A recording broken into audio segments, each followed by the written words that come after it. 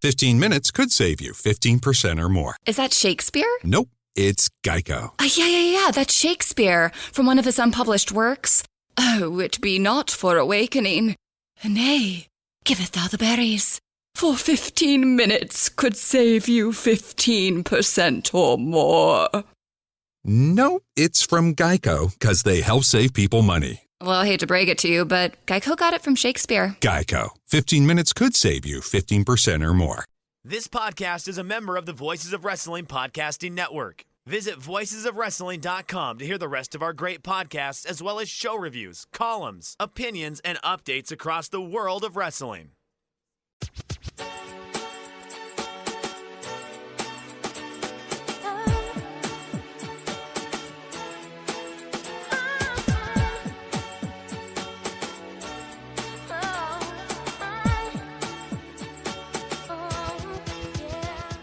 This is Everything Elite, presented by MyBookie, the world's best podcast devoted exclusively to all elite wrestling and the elite extended universe. I'm Aaron, joined, as always, by my good friend, Eeny Meeny, Nate. Nate, what's up, Nate? Hello, Aaron. It's me, your good friend, Nate, a.k.a. Eeny Meeny. What is up? Let's see. What's up? Well, we're in a global pandemic. Just really been doing the same routine for about a year now. I'm drinking a 7-Up, classic lemon lime flavored soda. Remember the short-lived 7-Up spinoff energy drink DNL, Aaron? I do not. Do not resuscitate? What does it stand for? I don't think that it stood for anything. It's 7-Up upside down is the letters DNL. Oh. I would show you that now, but I'd be afraid that I'll pour my 7-Up all over my nice desk here. Sure. Yeah, I think maybe ahead of their time, the 7-Up folks with DNL, because if they got into the energy drink market now, it might be popping off. Yeah, that's fair. Do you have dreams about No. being places and like you don't have a mask on? I don't. No. I have this dream, I don't know, 2-3 times a week that I'm somewhere and I don't have a mask on and I'm like losing my fucking mind. Yeah, I guess I just have not broached that level of panic about catching it. Maybe is Yeah. I don't go that many places, and when I do, I wear a mask. So Yeah. Oh, yeah. I do too. So I don't know why my brain does this to me, but it does. No recurring dreams for me. I'm going to let you throw it to Mike now. Okay, thanks, Nate. We're also joined by Mike Spears. Mike, do you have recurring dreams? I don't, because I have to take medication to go to sleep, and therefore, when I fall asleep, I basically pass out for 4 to 6 hours before I wake up again. No, but hey, y'all, it's your old pal, also known as Eeny Meeny Mighty Mo. I'm Mighty Mo.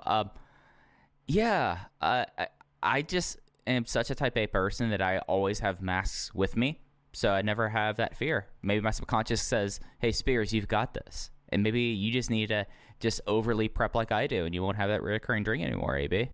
I go places so rarely that the other day I went to Walgreens and walked all the way to the door without a mask on. Luckily, someone had dropped a mask outside the door, and I was like, oh, fuck, I don't have a mask. And I had to go back to my car and get one. But that was my closest call. I'm relieved that you didn't pick up that mask, because that's where I saw that going. I'm not a That's sicko. where I saw that go. I mean, however, unlike you, I do remember DNL. It was very short term. As someone who has drank too many energy drinks in my lifetime, to the extent that I started to notice that if both being jittery and that I was starting having stomach pains, I remember DNL. That's probably also why I have to take melatonin to go to sleep, because of the amount of caffeine in my system. I'm in an endless cycle. Yeah, this is the Mike's Medical Corner, top of the show here. So we can run through all of his various ailments. Oh, that's only the start of it. I mean, we can get to allergies later. My mysterious allergy to just cashews. You're missing out. Cashews are good. I mean, it's not my favorite nut. It's not even in my top 5. But whenever I try to eat, it wouldn't be my favorite nut either if I was allergic to it. I mean, that's true. That is true. But yeah, no. trying to think of anything else I care to overshare about. No, Aaron, it's your turn to overshare even more so than your weird fear of being unmasked, because apparently you go to places without having a mask on you. I had a mask. It was just in my car. I just forgot about it. It wasn't on your person. No, I don't keep it on my person. I just leave it in my car. Did you guys know that DNL was the sponsored drink of Lord of the Rings, The Two Towers? No, I did not know that. I did recently, not super recently, but I noted in some recent Letterboxd review that I did. It was like, the one thing I read about the movie was there was a special thanks credit in the credits for Reebok Smart Water or something. It's like, oh yeah, I remember when Reebok had a brand of Smart Water or some nonsense. No, I don't. Well, they also were apparently officially sponsoring or supporting Major Motion Pictures. Apparently, DNL was part of a strategy that also saw these sodas released: Pepsi Blue, Dr. Pepper Red Fusion, and Vanilla Coke. Oh, wow, I remember Pepsi Blue. Well, Vanilla Coke certainly stuck around for the long haul. Yeah. Yeah. I don't remember Red Fusion at all. I do. I grew up in Dr. Pepper country, so I would see that. Pepsi Blue, the thing I would used to do, and this tells you how much this motherfucker does is drink soda. He knows about every soda.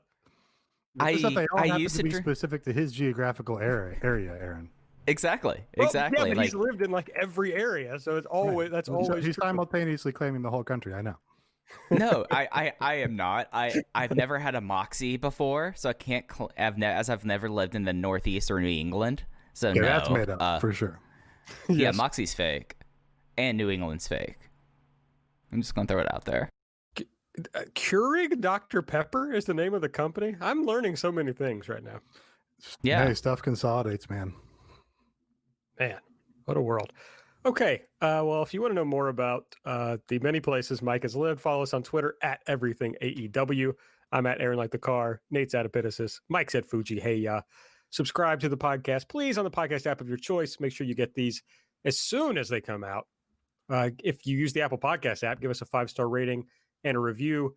And if you want to support the show, the best ways to do so are: 1, patreon.com/everythingelite. Subscribe. 2, go to MyBookie and use the promo code ELITE. All right, let's dive into it. We're going to talk about this week's episode of AEW Dynamite, and we will start off, as is customary, by playing a little Elite or Delete.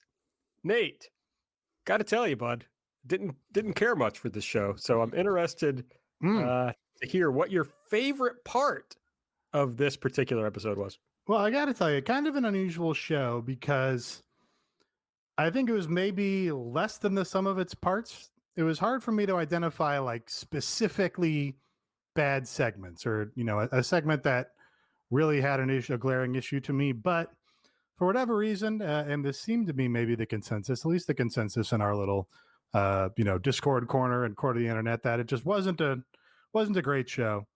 I think the one thing that really moved me and stuck out to me and rose above the baseline of I am in, watching this wrestling program was the joke in the first segment with John Silver getting on one knee, proposing to Adam Page and asking him to join the Dark Order, and Adam Page declining to do so, but them accidentally triggering the big celebration with music and confetti, and he said yes up on the Titantron, the Tonytron. That really amused me and tickled me, and was a rare instance of a intentional big concept joke in pro wrestling being perfectly timed and landing exactly as intended. So that was maybe the only thing that really stirred me while watching this program. Just the overall package that they had, starting off with singing "Happy Birthday" to -1.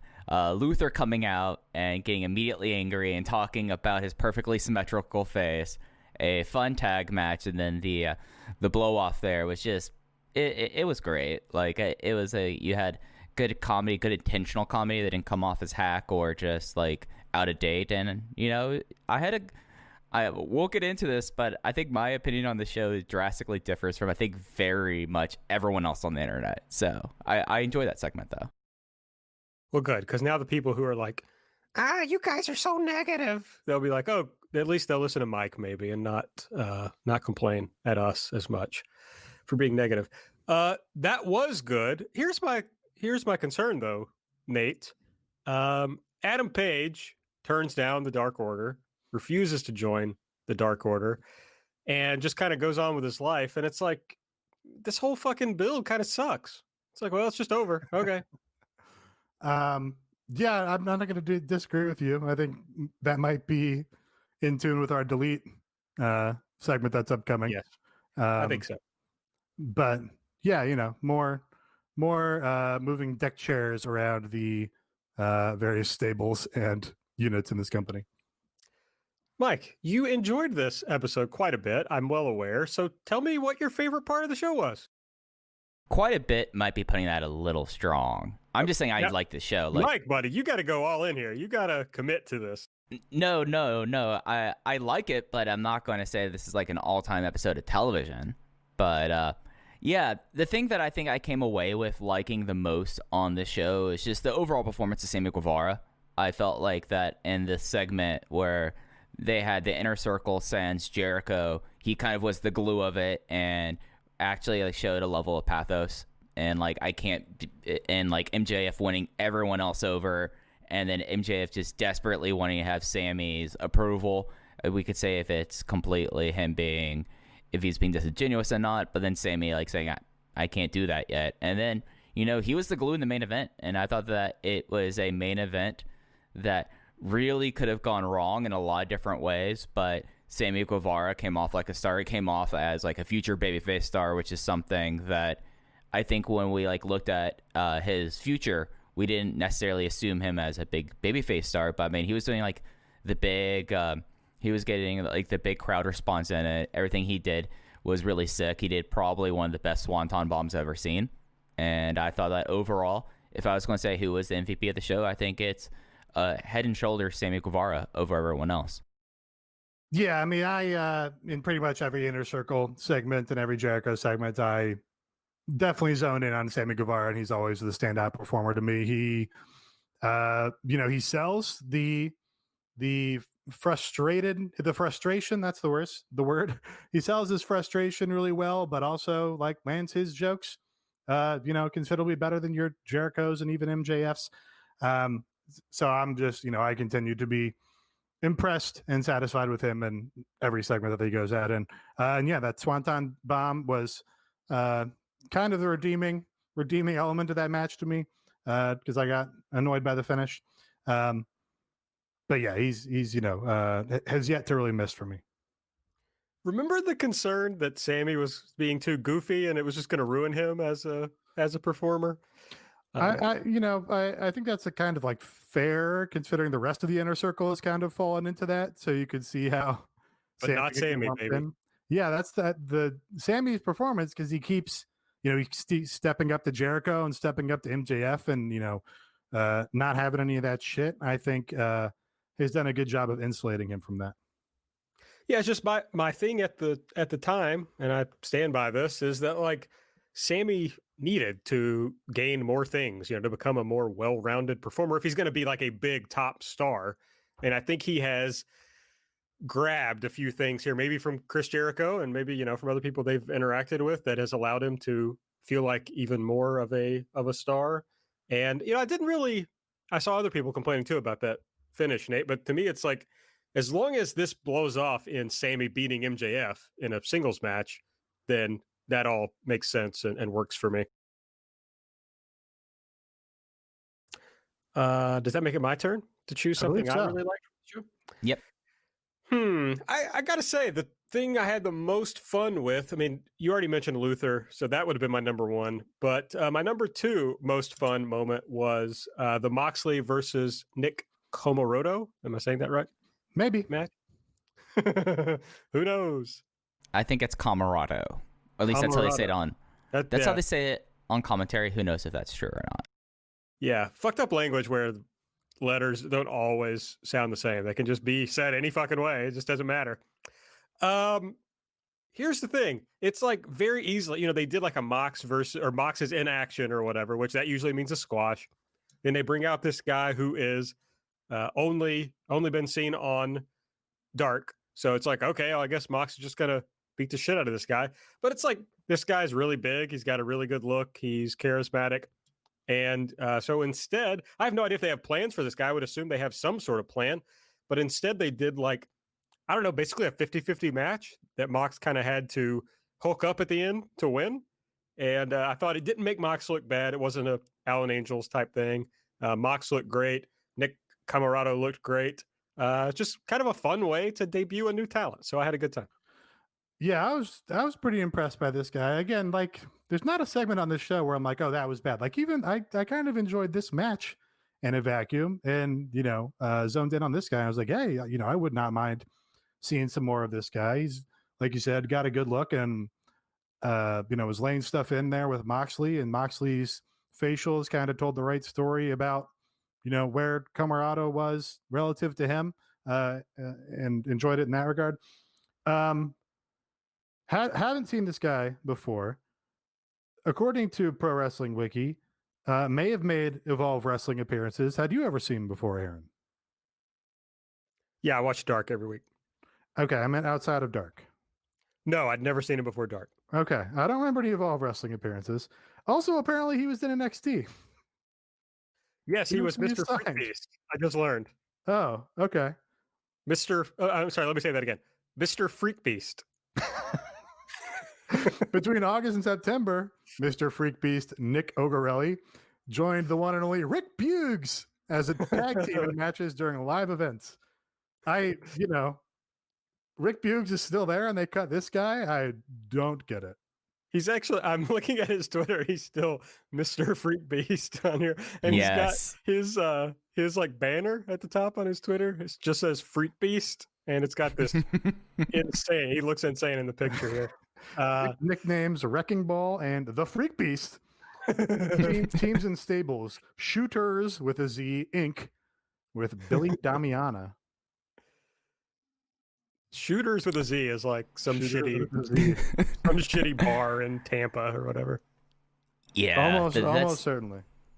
Yeah, I'm certain that I've stopped into a bar in my life called Shooters, but this match rocked. Like Nick Camarado, each time I see him, I'm like, this guy is pretty solid. And it's like, gets to like the crux of the issue of the absolute shambles.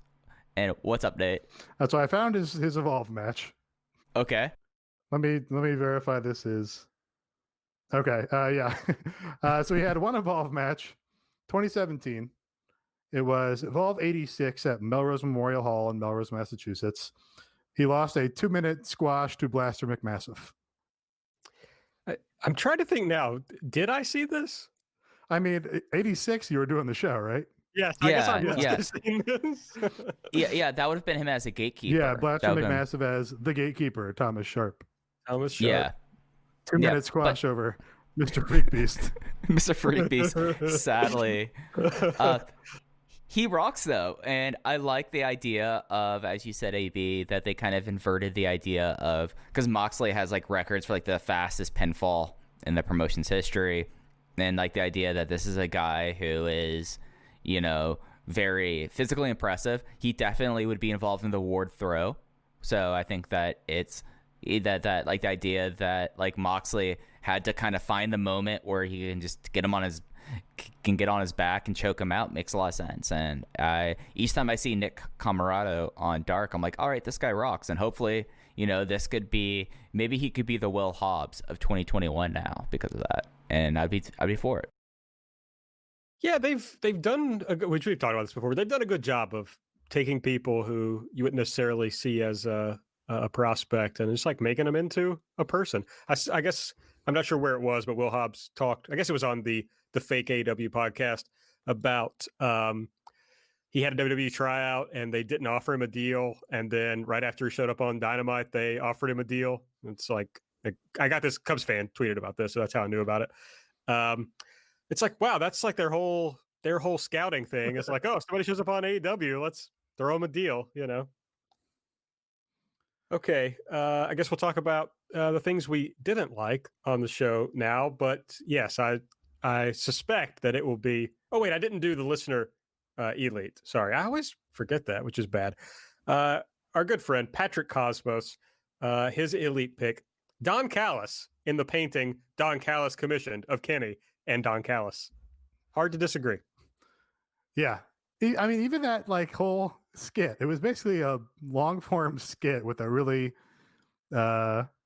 manufactured excuse to get a camera in there, approaching like WWE shit levels. I didn't even hate that. Like I kind of enjoyed elements of that, but yeah, the some of the parts on this show, it was just didn't get me going.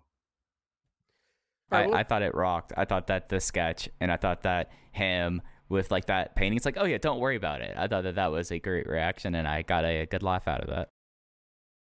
All right, well, let's talk about what we didn't like, and then Mike will defend the show against mine and Nate's criticisms. So, Nate, how about y'all go first, and I'll refute. Yeah, I mean, it'd be hard to refute it before we complain about it. Yeah, so I mean, I what you have written here, Aaron, is the view never changes. Of course, a Dusty Rhodes quote by way of Cody Rhodes. And yeah, we brought this up, I think, on last week's show, or maybe even the show prior. A lot of the stories that are playing out in this company are, what is this guy's allegiance to this faction and this group of people, and this guy's joining this faction, this guy's leaving this faction. It's a lot of moving check chairs around with no real forward momentum on them. That problem is at its worst, I think, in the Team Taz versus Darby and Sting story, which, I think we've come on here maybe 5 weeks in a row and said they just keep running this same fucking segment over and over again, where either Sting's out there and Team Taz comes out and Darby comes out, and they just keep running it back. And it was perhaps most egregious last night when Sting wanted to make his appearance to literally repeat two things to Darby that he's already said. Hey, you remind me of me. And hey, congratulations on winning that belt 2 months ago. And that was the setup for the Team Taz appearance. And again, just nothing to sink your teeth into there. Nothing, that excites you or moves you in any real way. Just running through the same script again. And that's kind of the pattern that we're in with a lot of these stories, or a lot of these stories just kind of feel like the same thing with different wrestlers interchangeable.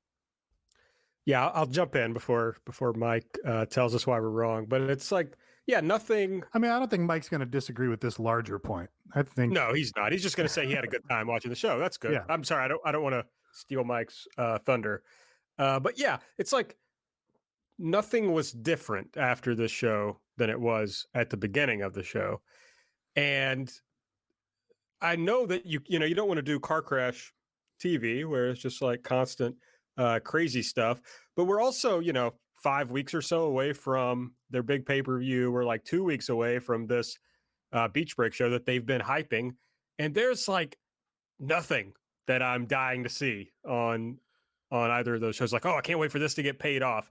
They didn't do anything here to get us any closer.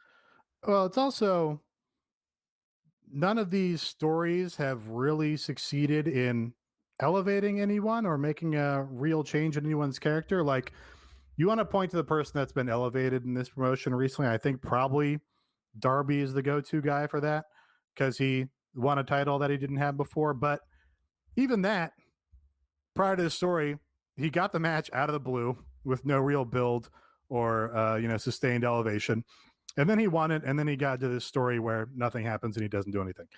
MJF had the story where he was the main event guy against Jon Moxley, and then gets into this other circular thing with the Inner Circle, and just feels like this is not elevating MJF's level. This is not making him a bigger star in any way. It's just kind of guys doing stuff to do stuff. It just feels like a lot of these things are kind of little holding pattern stories. Okay. So, first and foremost, why was my enjoyment seem to be higher? I identified basically immediately looking at the calendar saying, oh, this is going to be a stall episode. And this was a stall episode. And I think that we're all in agreement. There was some stuff, though, that, Aaron, you raised the point that nothing changed on the show. I completely beg to differ. We had a resolution with Hangman and the Dark Order, of course. Then we could have the Dark Order like not giving up and constantly be going towards it there. So we had there. We finally have something with that with Sting coming out of this. Yes, did it take 5 weeks? But yes, we do have something that's changed there. The whole gosh darn women's eliminator tournament got announced, and that gives us a clear direction for the next 5 weeks for the women's division. And you like look at like Jon Moxley coming back, having his first match since losing the title in December. That's a big moment, and that changes things because yes, he does do his very similar raw. I'm the face ace. I love this shit, as he has said a lot. But you had that as well, and then the inner circle stuff, like that is something where I am in complete agreement. It does seem like this is like a cycle where we all were anticipating, like, wasn't it said like the first time that something else goes wrong and that the inner circle was over? Like that, I do completely agree with it. But I think the reason why I enjoy this episode more, and I think that's more my perspective towards it, is as soon as I suss this out as like, oh, this is a holding pattern show, I immediately like adjusted my expectations. And the promotion that's terrible about managing expectations, guess what? You know why I'm not let down? I manage my own expectations. And in doing so, I was like, all right. So like looking at this, like the only match I thought that was underwhelming on the show was the trios with Hardy Party versus Matt Sydal and Top Flight. And then really like the Eddie and Lance Archer segment, we had progression there. The Callis stuff, like I find Callis very interesting. So like that is kind of compelling for me. And then I thought Penelope Ford and Layla Hirsch had a really strong match, and then kind of thrown into that situation with Nyla Rose quarantining. And then, you know, it's something where like there's some things on the show that I outright disliked, like the whole FTR Jurassic Express thing. Like they could just, I'm done. I'm done with most of the people in that unit other than when Jungle Boy comes out to Baltimore. So I understand the frustration here. And I think that it is something that I know I've come on the show and said, we are so many weeks away from this pay-per-view. What are you doing each week? Well, we have a pay-per-view match. Like we have at least 3 matches on paper. They're not completely filled in because we don't know who's challenging for the tag team belts or who is challenging who is soon to be Hikaru Shida for the women's world title. It's just something that maybe it is that like when I like in the moment, I totally understand that, but like taking a step back, I don't know if this was as much of a holding pattern show as we thought it was. Maybe it's just things that didn't like have the implied effect. Yeah, I can't really disagree with anything you said. Like I said, I even, I thought most of the segments were like executed pretty fine to even some of them being pretty good. But yeah, the Page thing in the Dark Order, like I'm pretty sure we've seen that before where they've tried to have him join the Dark Order and he said no. And then we're just back doing it again. And the Taz and Sting thing at least has now progressed to the point of a match, but they did not hit that match very hard on television. They announced that it's going to be a street fight now on Twitter, but on television, I was kind of like, okay, they're going to do a match. Is Sting in the match? Is Sting wrestling here? Is that what's happening? Like, if they had punched that and hit that home on the television show, and Sting would be like, I will fucking see you there with a baseball bat. I'll see you in the ring. I'll see you backstage. I'm going to be fucking fighting. If they'd hammered that home, then underlined it, I think it would have been, landed as a much more important segment to me. But yeah, no, you're right. I thought I don't understand why Penelope Ford isn't on this show twice a month instead of once every 3 months. So yeah, it's just a weird kind of like overall malaise that infected this show, even though the individual segments weren't really problems to me. A good way to get out of your personal malaise is to bet on sports, baby. Go to MyBookie. Use the promo code ELITE. You'll get double your deposit up to $1,000. So it's a good way to get some free money to play with over at MyBookie. It's, of course, the time when divisions are decided, champions are crowned, and legends are born. It's time for the NFL playoffs. I think those are still going on. Pretty sure that's true. Very much so. Yes. Yeah, haven't gotten to the Super Bowl yet. I haven't heard people talking about the commercials yet, so we're not there. So you got plenty of that to bet on. Or you can just do what your old pal I'm sorry, that's Mike's phrase. You could just do what Podcasting's True Heart, AB, does, and that's fade Kentucky basketball. Just fade them. So how's that going for you? It's going great. I am getting rich off of my misery, and that's nice. I have the great thing about Kentucky being just fucking awful this year is it's the first thing I've acknowledged for years that I am too invested in Kentucky basketball, and I've wanted to be able to stop myself from being so invested. Them going like 4-9 or whatever the fuck they are has turned me into a casual fan. I turned off after the first half and just switched to Dynamite. So that was nice. But our friends at MyBookie have not caught up with how bad Kentucky is yet. Had them favored in the game against Georgia last night. A very poor choice. And if you're following along with my picks, you would have known. So head over to MyBookie. NBA still going on. There's plenty of college, of course. There was UFC this past weekend, so plenty of good stuff to bet on. There was UFC yesterday. That's right. On Inauguration Day. That's right. So just use the promo code ELITE. They have a variety of ways to deposit instantly, including credit card, bank transfer, Bitcoin, baby, and more. So head over to MyBookie, use the promo code ELITE. We have some incomplete ratings, Mike, and I'm sure you'll tell us. Well, it's due to MLK Day. I guess I don't have to tease that. I can just tell you. That's fine. But Wade Keller had some of the insides, asked questions again. AEW took a big jump up to 854,000. We don't know what that was in the demo, but they did post a 0.36. So that would be up again.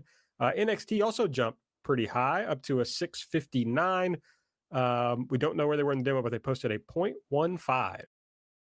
Yeah, so because of MLK Day, the usual source of ratings for everyone, basically, Showbuzz Daily, is on a staggered schedule. Somehow Wade Keller of the Pro Wrestling Torch has inside info. I don't think he subscribed to a rating book because those are expensive as crap.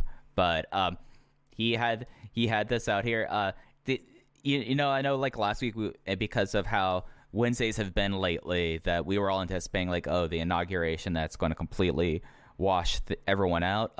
Nothing happened, and the only people who ended up watching like the inaugural ball are like West Wing weirdos. So people are this, and the rest of TV, I believe, was pretty weak. I think everyone kind of begged off. Like, I don't even know if the challenge was on last night, but like the interesting thing that, again, hat tip to Wade Keller, that he pointed out was in the 18 to 49 male demographic, AEW had a 0.49 versus NXT's 0.18. And then I think this is a typo, but he said it was 18 to 34. Usually that sub demo is 12 to 34. AEW was a 0.24 versus NXT's 0.7. So for all the issues and misgivings we had in the show, like, people did not turn off. And if anything, it seems like that people kind of stuck on, or maybe they watched the movie Tag and decided to stick around. Yeah, I mean, I was a little surprised, but you're right. Who on earth watches the prime time inauguration stuff? That's psycho shit, just straight up.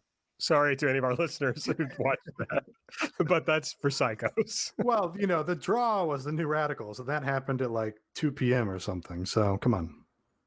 Yeah. I didn't even get primetime billing. No, and they also, cut out like the first verse of the song, and they also cut out the part where it's like, health insurance rates are flying.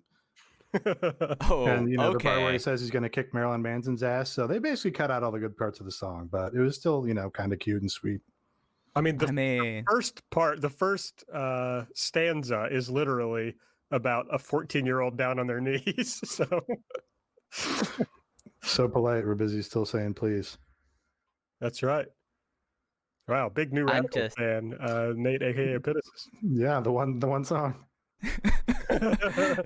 I just love the fact that, like, this probably tells you about how bad my music tastes were growing up. I only knew this song because it was on the infomercials for like that like hits of the 2000s CD. The like Buzz? This did not. Yeah, the Buzz. Yes, that's it exactly. The Buzz might have been one phase earlier, but I know what you mean.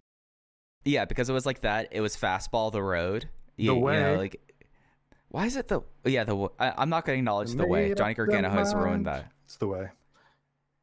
But Then they yeah, no. started walking. I'm gonna do a music podcast with Mike sometime where I just like do a playlist of songs that he missed in his youth because he was too busy doing God fucking knows what.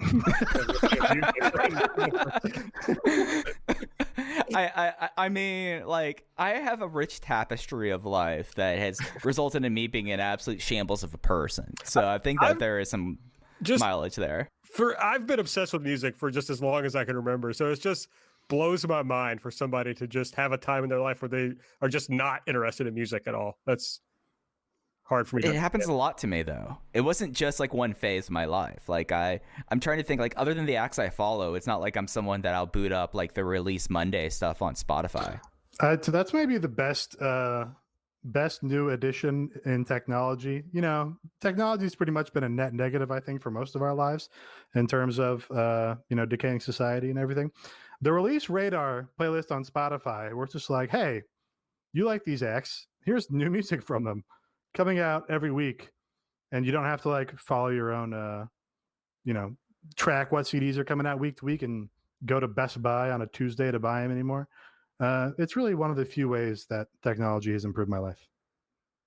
Yeah, I used to, when I was like really into hardcore metal, I was in this IRC channel. Oh wow. Where people were like constantly posting the newest stuff, and I would download literally anything. Like I had to have it, and listen to it. Like, oh yeah, I'm really into this new whatever, think of some band no one knows. And it's gonna be hard. Warbringer. Yeah, sure. That's a good metal hardcore band name. Yeah, it's a real band. Oh, okay. I didn't know. I'm out of that scene now. Sorry. I just realized I forgot to do the listener delete also. Oh my god. I'm doing a shambles double feature. Patrick Cosmos also getting the delete. Jericho, please do not line salt ever again. Yeah, that was so funny. He's got to go. Yeah. I mean, if in the sliding door universe where COVID wasn't a thing, we would not have had so much Chris Jericho over the last 6 months because he would have gone and, done his Fozzy tours. And actually, I feel like last week would have been when they would have been on the Jericho cruise. Like, everyone completely forgot that they were going to be back on the Jericho cruise this year. Right. For obvious reasons. There's nothing funnier to me than for obvious reasons. Because I always think about that 9/11 joke that you guys know that I won't put on the listeners. Now I don't know what's happening anymore. let's just move on.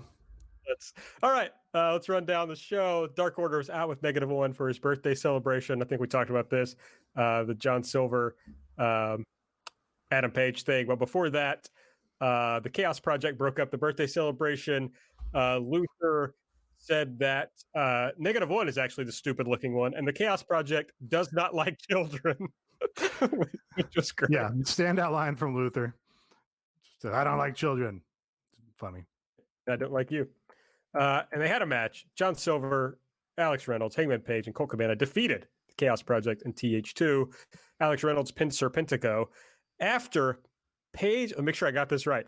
Page hit the buckshot lariat on Serpentico, which he was being held by John Silver. That turned into a German suplex from Silver into a pinfall from Alex Reynolds. Yep, a jackknife out of it. Yeah, there you go. How about this? Throughout this show, also, like there were like a little. You don't see a ton of botches in this company, but there are a bunch of like little, hiccups, like just like Adam Page, like almost eating shit on his kip up. That kind of thing was like throughout this show, and just another thing I was like, oh, this is not firing on all cylinders for me. During the match, Luther tried to powerbomb Colt through the birthday cake, but -1 hit him with a kendo stick, and then Cabana put Luther through the cake on the table. Very funny scene as Luther kind of didn't go into the cake, and he's like, fuck, I got to get my face into this cake. Great save. Yeah, I guess Great he was save. trying not to maybe break the whole table, but so he consequently was like well short of the cake. But we did get a great line where Excalibur was like, oh, now his face isn't so symmetrical, because of course Luther has the most symmetrical face in wrestling. He does. Okay. Then the thing with Paige and the Dark Order came after that. And Paige, he said no. Big heel now. Did not. Crowd really desperately wanted him in that unit. Yes. Alex Marvez was with Jericho and MJF. MJF says the last thing he wants to see is dissension in the inner circle. Asked Jericho if he's worried about that happening tonight. Jericho is not, because he says they've all made a pact. No matter who wins, they have a deal. They'll move on together like a unit. The big unit. Randy Johnson was on the show? Yes, he was. Sting and Darby. We didn't have a bird get exploded. I didn't notice. We did not. Sting and Darby are out with Tony. Yeah, we've talked about this. I mean, it's just, the same thing happened, except Team Taz suggested maybe they should fight. And then Darby said, be careful what you wish for. That was really it. Yeah, I just would have landed more if Sting was like, okay, I'm going to fight you. Be excited, viewing audience, because I have not wrestled in a very long time and I'm going to be involved, instead of just like, oh yeah, Sting's in the match on Twitter, whatever. Right, that's like a big draw, right? It's like, if you wouldn't, is it the point to see Sting in a match? I mean, Darby didn't even agree to the challenge, really. It was like well, you might just get it. It's like, okay, so this is really not even the progression. The progression happened on Twitter. I mean, Darby only got what he gave. You only get what you give, Aaron. I've heard that.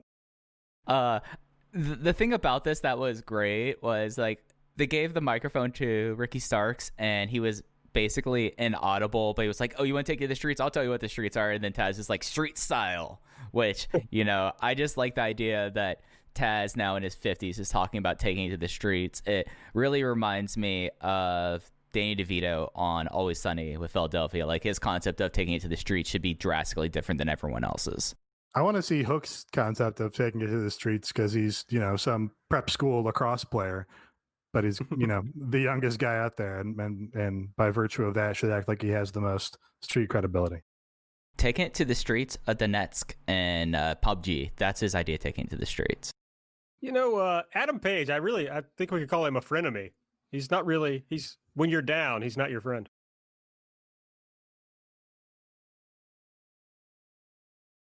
Is that a reference? I knew what the reference was too. I was just waiting to see if Nate wasn't going to go along with it. I was going to sit out too, because I wanted that silence, which is staying in the cut, by the way. Yeah, this is another "you get what you give" line. Oh, okay, I missed it. It is a car promotion, so they certainly could smash. I mean, they don't say frenemy in the song. They do. No way. Yes. Okay. I didn't think. I feel like frenemy came out well after that. No, they invented it. Wow, another feather in their cap, I guess. It is a feather in their weird cap that the dude was wearing. It was like a bucket hat almost. Feather. They in their were bucket truly radicals. Earlier yesterday, I suppose, a meeting between the Young Bucks and the Elite. The Bucks are going to Kenny's house. Nakazawa-san greets them. They walk in. There's the painting that we referred to, Kenny and Callis shirtless. And basically, Callis is trying to, explain away what happened last week. Tells him Kenny's not going to be there. We learned that Kenny's not really answering the Bucks' phone calls. Callis tries to give them a check to buy out their friendship with Kenny, and then an extra check for their part of merch sales, which I don't know if that was a reference to anything, but got some discourse. Yes. And the Bucks say, we used to work for Impact, so we know that these checks are no good, and they tear him up. And then I believe we are to assume they beat him up after that. Yeah, I really, I like Don Callis. Don Callis still, myself and Cara talked about on the Patreon this week about how Don Callis just has an old school manager sensibility that even the other managers in this company don't really have, because a guy like Taz never was a manager that was out talking people into buildings. He was always a wrestler that became a commentator. But Callis just has a great back and forth and a natural way about him that makes all of his segments pretty good, and really makes the Kenny Omega heel act work. So yeah, that's why. So this overcame what could have been like, oh, fucking WWE skit. They're going to go act out their relationship in a beach house or whatever. But because of Callis, I just found the very convoluted way they got a camera into the building, and it's just kind of all kind of charming. Yeah, Callis is great. I mean, he is like this unique kind of weirdo that is very compelling, and it's just like very sleazy in a way that he plays it off in the right kind of way. The thing that cracked me up about the segment also is the idea that there was like a random elevator that Michael Nakazawa came out of just for no good reason whatsoever. Like he comes out of an elevator with a laptop open, and just like the little things in this segment cracked me up.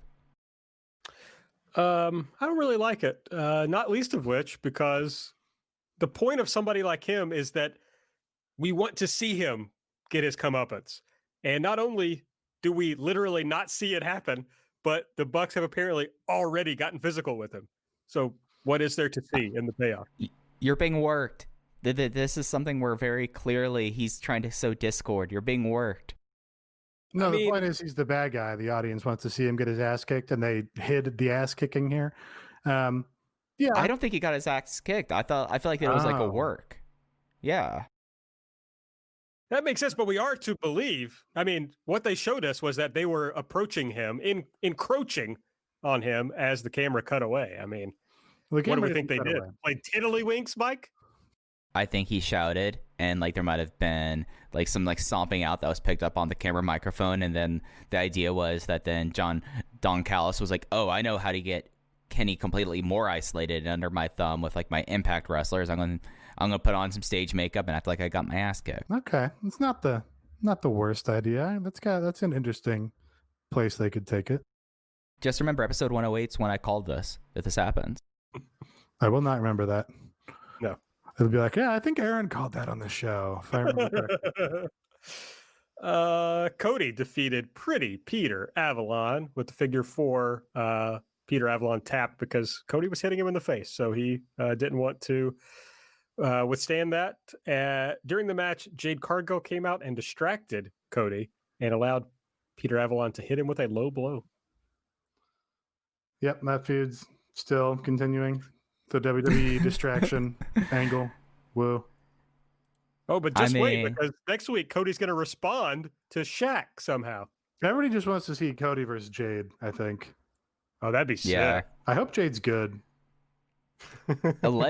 Supposedly, like, she's pretty. I mean, the thing about this match for me, I guess Mike's defense corner, Peter Avalon's character is excellent, and the idea that he tapped out instead of getting hit in the face is perfect. And I thought this match was a very complimentary TV match. According to our friends at Genius, You Only Get What You Give is actually the first song known to use the portmanteau. Wow, there you go. You were right. So it's good. Feels good. Aaron got that right. Andy got that thing with Don Callis faking the injury right. That's amazing. Tully is with FTR. He says the ratings just came out. I assume he meant the rankings. And FTR is number 1.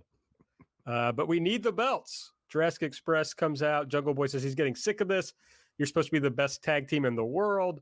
But when I was in there with you, it taught me something about myself, that I could beat either one of you. Dax, he doesn't like that, folks. He doesn't appreciate that comment. I think they're going to have a wrestling match. And Luchasaurus says he's going to make sure no one else gets involved.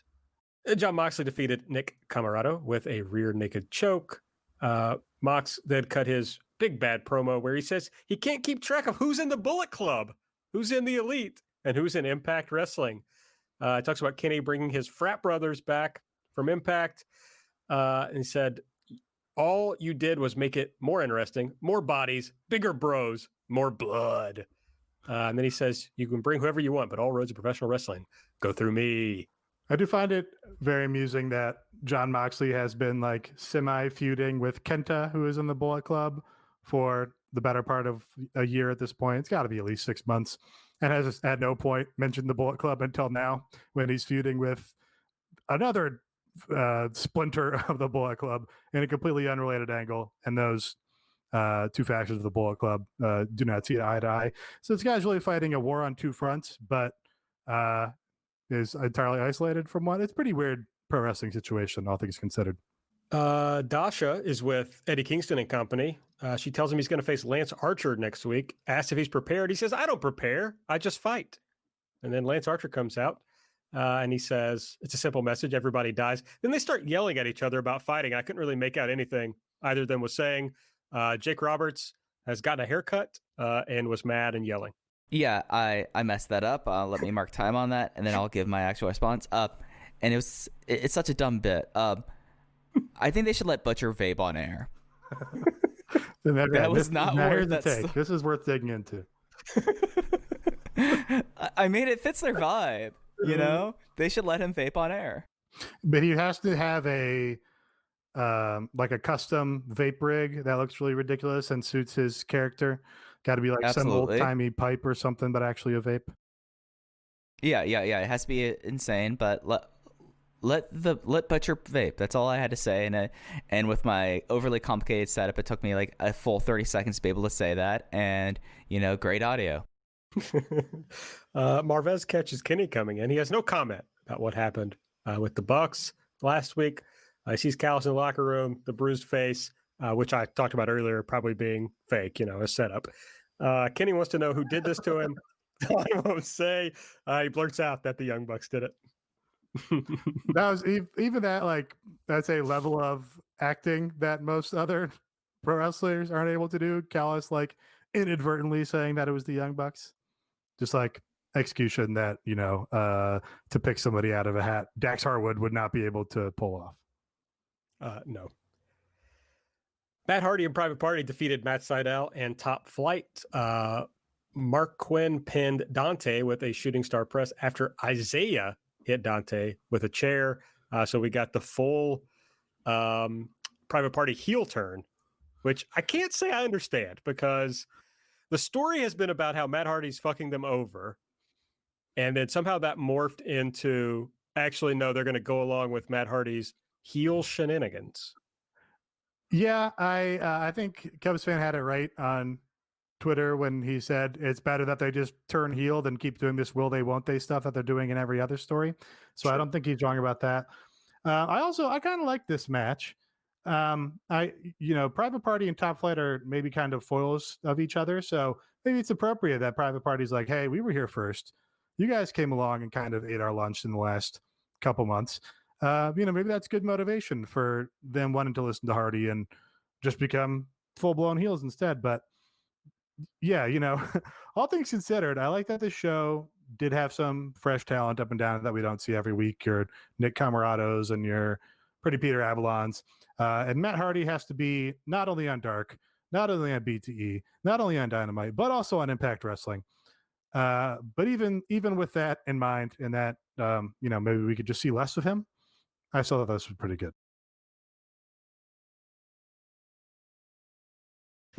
Okay, after that, MJF and Wardlow were backstage to talk to the rest of the Inner Circle, sans Jericho. MJF says that if it were up to him tonight, the match wouldn't be happening, but Chris is the leader, and what he says goes. Sammy says if I had it my way, a lot of things wouldn't be happening, gets in MJF's. Fuck, MJF, gets in his face. MJF says he loves these guys and Sammy, respects Sammy because he's not afraid to speak his mind, but he's not a sociopath. He wants what's best for the group. So let's just get this match out of the way and finish this. I thought Sammy was great here. I felt like that this was another part where I thought he was the best part of the show. And then we had the customary 9:30 women's match as Penelope Ford defeated Layla Hirsch with a pump kick while Kip held down Layla's leg.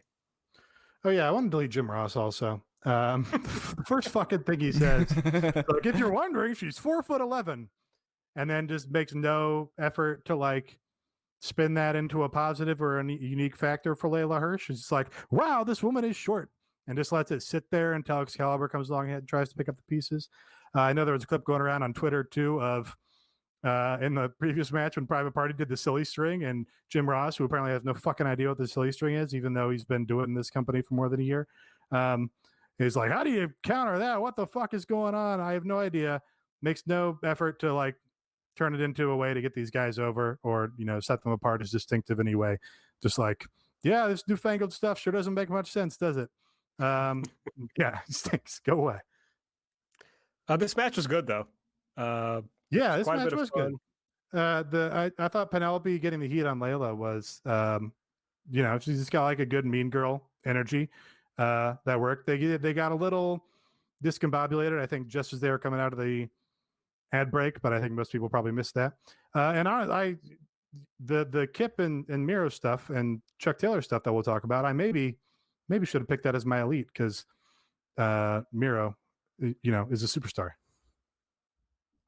Superstar Miro, like, geez, comes out in a great Gucci tracksuit, and Chuck Taylor is playing the very hesitant person who does not want to be here because of fulfill the obligations and has to do what he does after the match. That's gonna be such a great payoff in a few weeks. Like, I feel like that this was like like this was something that I know like everyone would want to like Chuck Taylor to say like, no, screw you, Orange, you're still my best friend. But no, it's gonna have like a even bigger reaction for when he finally tosses off the butler's tuxedo and attacks Kip and Miro and ruins the wedding.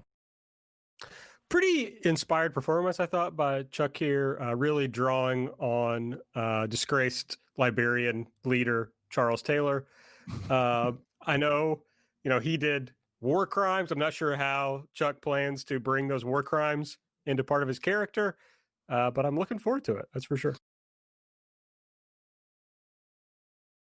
No, nobody wants to touch that. I was going to say, it's maybe poor taste to do the blackface, but oh, fuck. Yeah. Then I decided not to say it. Yeah, good thing I didn't.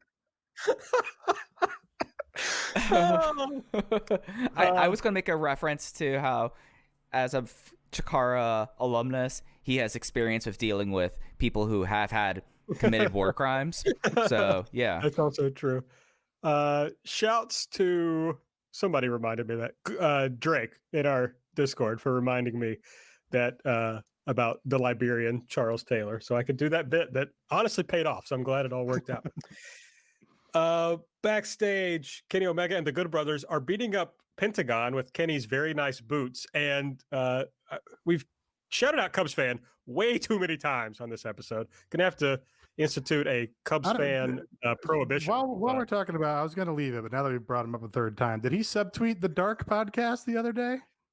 Did he?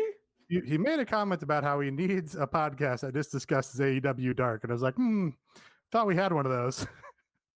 Well, we don't talk that much about AEW Dark, to be honest, on the show. I mean, do we need it to be a 3-hour long podcast? Because that's what it would end up being if we do it that way. And that, yeah. I think you said about 45 minutes would be a sweet spot. Well, most weeks it is 45 minutes. But it's mostly us talking about. I didn't mean to break this on you on the show here, and now. oh, I saw it. I just didn't. I just didn't acknowledge. I'm seeing it now. If AEW people in charge are going to keep doing podcasts, then the important one I need is like a 45-minute chat exclusively about Dark. Okay, Cubs fan, we know you subscribe to the Patreon. We're well aware of that. We do a show called AEW Light every Wednesday where we discuss Dark. It is not exclusively about Dark, for sure, but does anyone other than Oatgan really want a breakdown of every Dark match? Yes. This is not a. I don't know why we're doing a production meeting right now, but yes. No, I have heard this before. Outgan has also vocalized, I think, that he wants to hear more about the matches. Yeah, I keep. Maybe. Hey, I would listen to a Cubs fan and Outgan show. Just going to put that out there. Oh wow! Wait, should we just ask Cubs fan if he wants to do a podcast about Dark on the Patreon? Well, now that you've put it out on the show, I guess I have to say yes, right? No, I don't think that's a good idea, Aaron. Let me go into it. That's funny. Okay. But here's what I was going to say about Cubs fan. I did not realize this was a fake Pentagon until his tweets told me. Should I have? Yeah. Was it that obvious? Wait, that was fake? That wasn't Penta? That was not Penta, I did not know that. I did have an inkling. I had an inkling because they didn't show enough of it where it was like, you don't shy away from showing the full face and stuff of Pentagon unless there is some reason to do so. So I was like, that's weird that we only saw him from the side for that brief moment.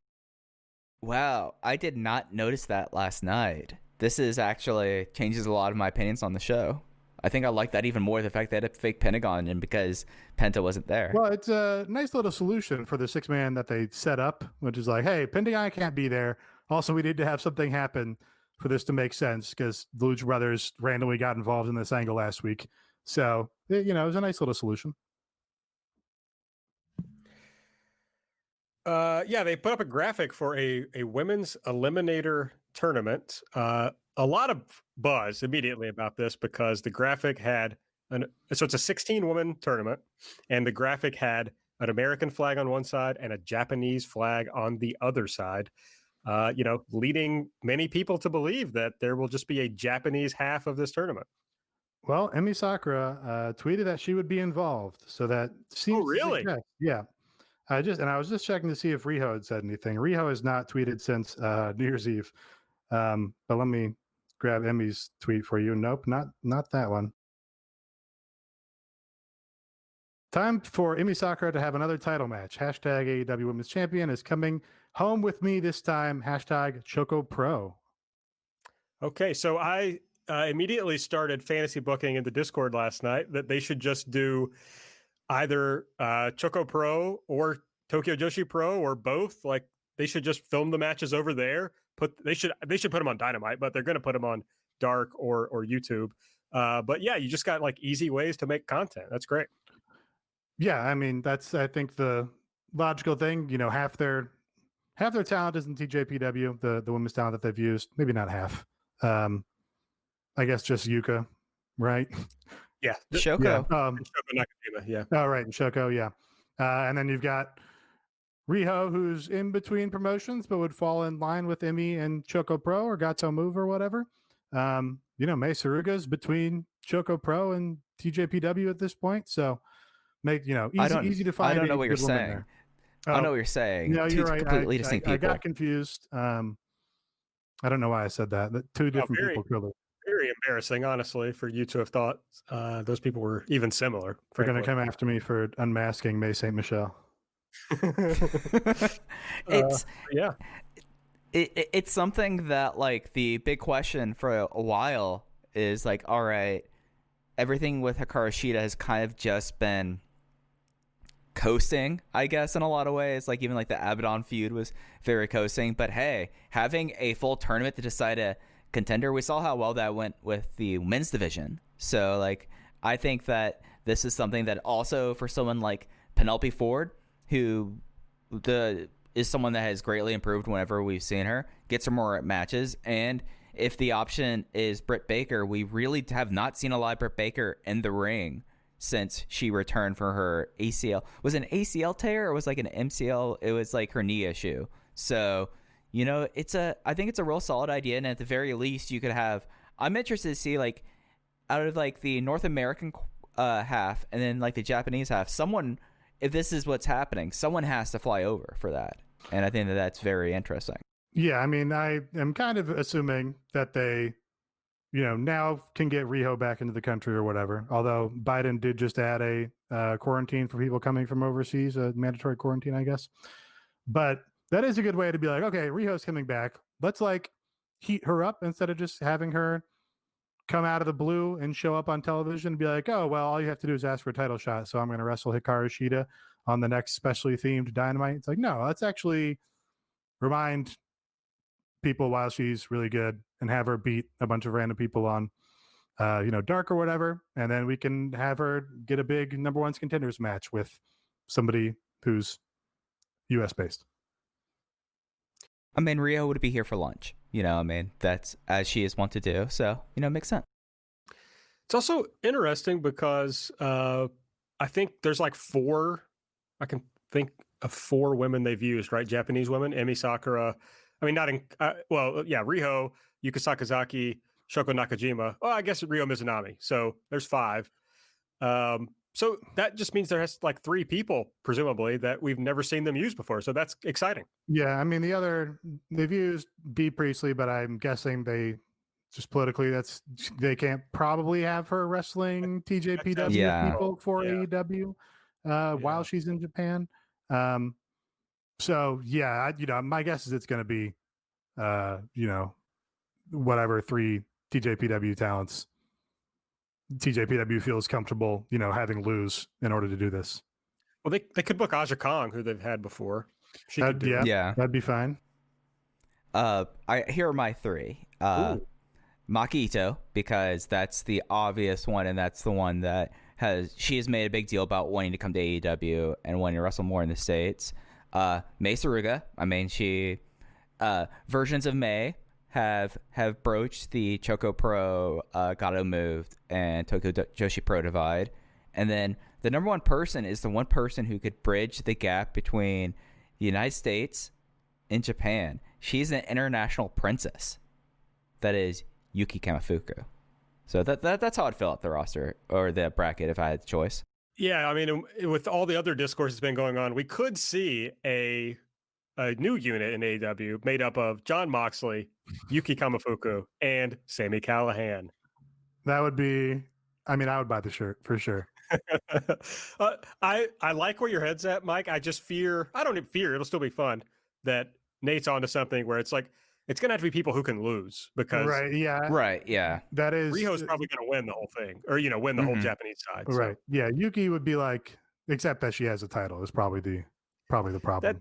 That's tough. Even Maki, it's like, well, do you really want her to lose to whoever? I mean, that's like, maybe Maki works because they want to, same thing, get the AEW audience introduced to her so that they can bring her back down the line or whatever. Maybe that's worth TJPW saying, oh, she can lose in our semifinals to, somebody else that we use. Maybe that's doable, but yeah. Yeah.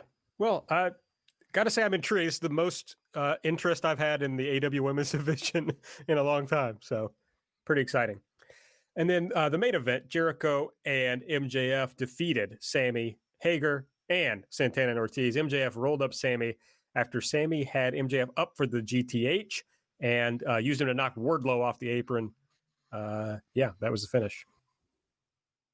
Yeah, I was just, you've got like a, I guess, ostensibly heel triple threat tag match, which is goofy to start with in a main event. And I just, got into my head, worked myself saying, Santana Ortiz need to win this because they've been minimized in this unit and this promotion, really, after, we had them as the best tag team of 2019. And then they just lose a lot now. And they lost again here. So I was like, oh, bummer. Yeah. The only thing I can hope for, is that it plays into, this Sammy MJF story. So we'll see.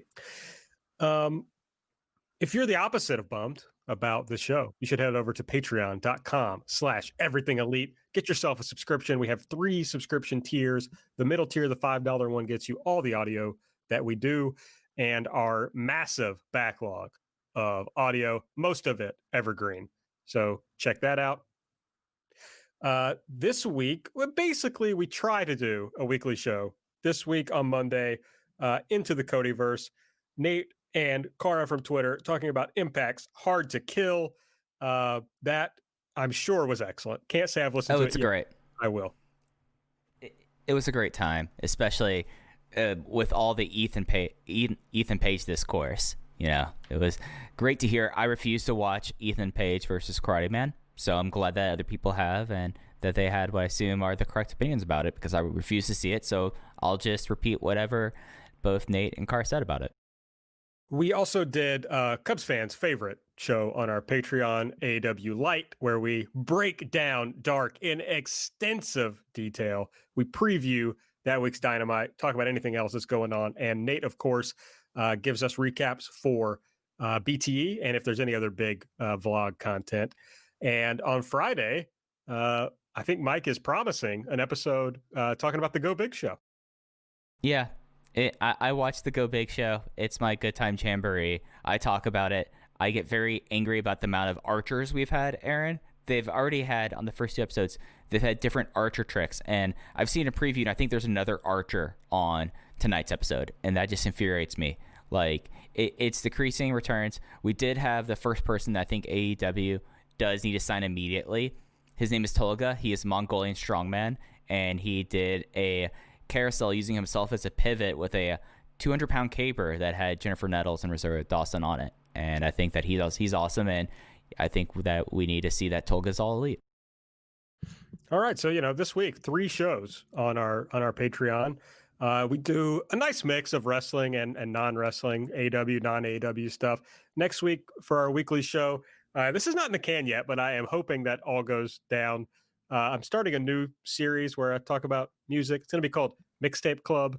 The idea being put together, now it's just a playlist. Put together a playlist about something specific. So Case and I are going to talk about tough guy hardcore. I'm sure that's very interesting to a lot of our listeners. I'm excited for it. I both of us have done Case's music podcast, Art School albums, and for someone of his age, his music knowledge is quite intimidating. Oh, it's insane. So it's going to be fun. And also you'll get, I promise you, some weird AB lore if you listen to this show. So there's something. And Case is always fun to talk to. If you're going to join, please also join our Discord. Come chat with us. It's a lot of fun. But yeah, you can do that at patreon.com/everythingelite. Next week on Dynamite, a big card already announced, MJF and Chris Jericho versus the Varsity Blondes, Eddie Kingston versus Lance Archer, Britt Baker versus Shauna. Cody is going to respond to Shaq. I'm not sure to what. Dax Harwood versus Jungle Boy, and the Young Bucks and the Good Brothers versus Evil Uno, Stu Grayson, John Silver, and Alex Reynolds. I think it's going to be interesting. It's the last week for Beach Break, and Dax is just that's just a bizarre storyline to me. Kingston versus Archer is really interesting. I think there's a lot of stuff on the show that could be pretty interesting, and we'll be 5 weeks away from Revolution, so they're going to start building some things, and that build will continue on to next week. Do you think the Go Big show? You think what's going to happen is that Lance Archer is going to show up? You think that's the payoff? He does go big. He is a big person. So I think that his power tower, which is how they rate things on the Go Big show, I think at least both Snoop Dogg and Jennifer Nettles will be suitably impressed, especially if he throws people like he did in that backstage segment. I think that could go pretty well. All right. Well, that is going to be on Dynamite next week. Mike and I will preview that on Light over on the Patreon, so go check that out. But I think that's everything, unless you have anything else you want to talk about. No. We've already made jokes about librarian warlords. We should probably get out of here before we get in more trouble. Probably so. Make sure you're following us on Twitter at Everything AEW. We'll do the rest of our Liberian Warlord content there. I'm at Aaron Like the Car. Nate is at Epitasis. Mike is at Fujiheya. Make sure you're subscribed to the podcast. Give us a 5-star rating and a review if you use the Apple Podcast app. Go to MyBookie and use the promo code ELITE. And of course, subscribe at patreon.com/everythingelite. For Mike, for Nate, I'm Aaron. We'll see you next week.